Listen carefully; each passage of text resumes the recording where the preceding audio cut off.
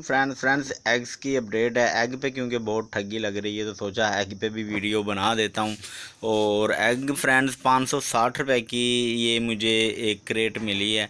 और एक क्रेट में आपको पता ही है कि जैसा कि मैं हर वीडियो में आप लोगों को बता देता हूँ कि 30 अंडे होते हैं।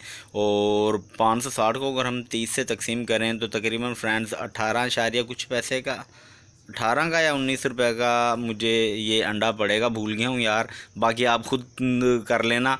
530 को ओहो 560 रुपये को आप तकसीम कर लेना 30 से, तो 19 रुपये का पड़ेगा या 18 इशारिया कुछ पैसे का आपको अंडा पड़ना है।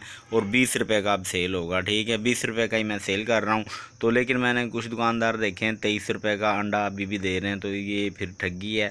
तो बाकी मेरा काम है अपडेट देना और आप लोगों का काम है सही तरीके से चीज़ ख़रीदना। तो बाकी अब तक की यही अपडेट है, और भी ऐसी अपडेट्स के लिए हमारे चैनल को सब्सक्राइब कर लें। Thank for watching. अल्लाह हाफिज़।